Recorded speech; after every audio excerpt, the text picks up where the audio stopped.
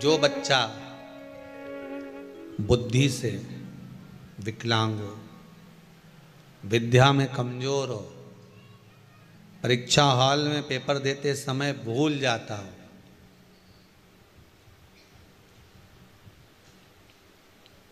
विवेक काम ना करता हो, तो निवेदन है किसी भी पूर्णिमा की रात्रि को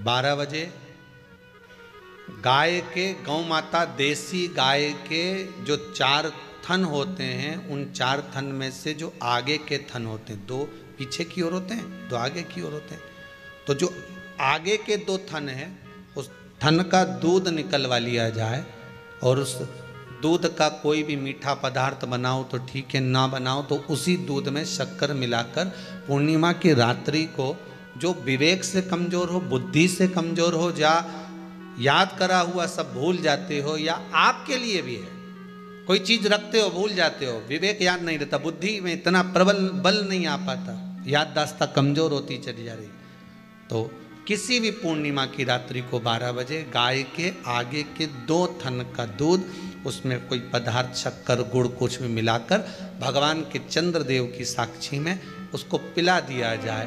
महाराज बार बार पिलाने की जरूरत ही नहीं पड़ेगी, एक ही बार में काम कर जाएगा और विवेक पूर्ण तरह से कार्य करने लगेगा। देसी गाय के आगे के 2 थन का दूध बड़ा प्रबल होता है।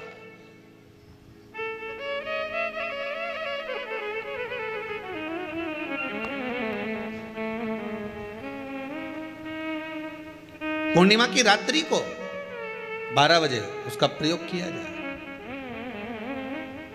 आप उस दूध को निकाल लो शाम के समय, रात्रि के समय ग्वाले से कहकर जिसके यहाँ पर देसी गाय हो वहां निकलवा कर उसको रखा जाए, उसका पान करा जाए। महाराज रोग बीमारी में प्रबलता, तो मां यशोदा जी जग कल्याण के लिए पूछ रही है, संपूर्ण विश्व के कल्याण के लिए।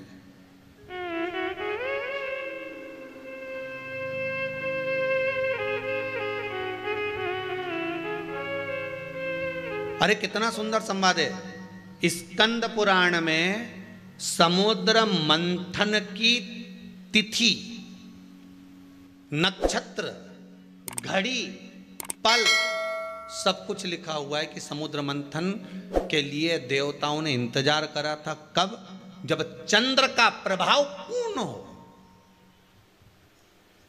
जब चंद्र का प्रभाव पूर्ण होगा तब जो मंथन होगा, उस मंथन का जो सुख होगा वो जीवन को आनंद दे जाएगा।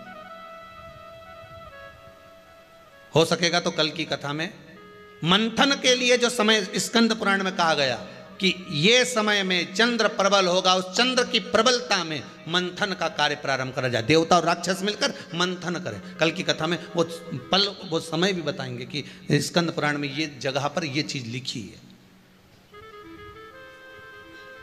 क्यों इंतजार कर रहे हैं कि चंद्र प्रबल हो तब हो? क्यों भीष्म पितामह इंतजार करते हैं कि सूर्य उत्तरायण हो तब जाऊं?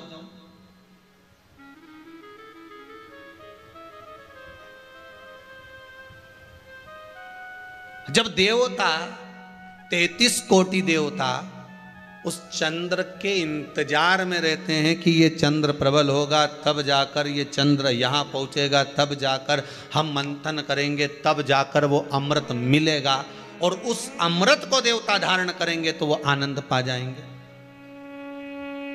तो हम क्यों शरद पूर्णिमा छोड़ें? हम क्यों एक एक पूर्णिमा छोड़ें? एक एक पूर्णिमा के महत्व को जानिए। कोई पूर्णिमा साधारण नहीं है, कोई प्रदोष साधारण नहीं है, कोई शिवरात्रि साधारण नहीं है। 12 महीने शिवरात्रि पड़ती है, 12 महीने में प्रदोष पड़ते हैं, पर 12 महीने पड़ते हैं। हम उसका महत्व ही नहीं जान पाते।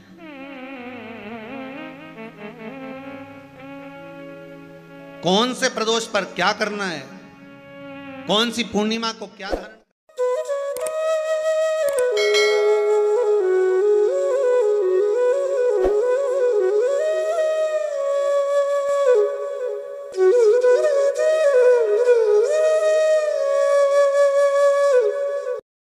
प्रकार जिनकी चित्तवृत्ति, जिनका मन, जिनका विचार, जिनकी दृष्टि, जिनका भाव विद्या अध्ययन में नहीं लगता हो, मन उच्चिष्ट हो जाता हो, खेलने में ज्यादा लगता हो, बच्चे चिड़चिड़े हो जाते हो, या चित्तवृत्ति कैसे भी भगवान में लग नहीं रही हो, या आपका भी मन भगवान की सेवा में नहीं लगता हो, दौड़ दौड़ के वही व्हाट्सएप में चले जाए, मोबाइल में चले जाए, फेसबुक में चले जाए, यूट्यूब पर चले जाए, कहीं थोड़ी सी देर के लिए कथा सुनने का मन करे फिर मन भटक जाए, या पढ़ने का मन करे कि अब मैं पूरी शिवपुराण में भी घर में पढ़ूंगी, या मैं भागवत पढ़ूंगी, या मैं रामायण पढ़ूंगी, और 2 दिन तो लेके बैठी, तीसरे दिन से मन में फिर वो चिष्टपन आ गया कि काम बैठ गई, मैंने कहा नियम ले लिया।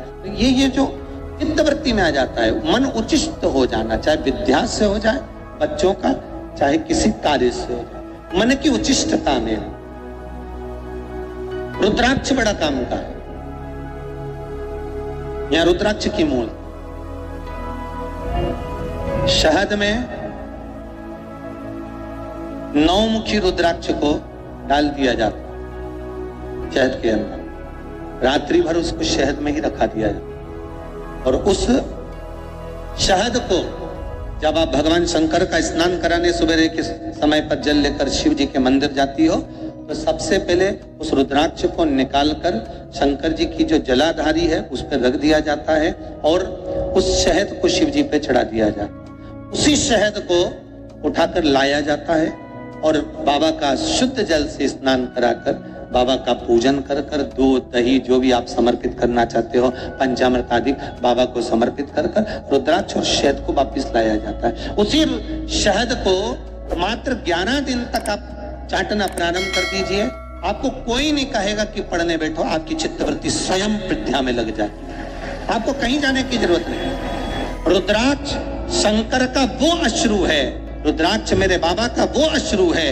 रुद्राक्ष मेरे कालाधिपति का वो सुंदर अश्रु है जिसके बल पर जीव सब कुछ प्राप्त कर सकता है।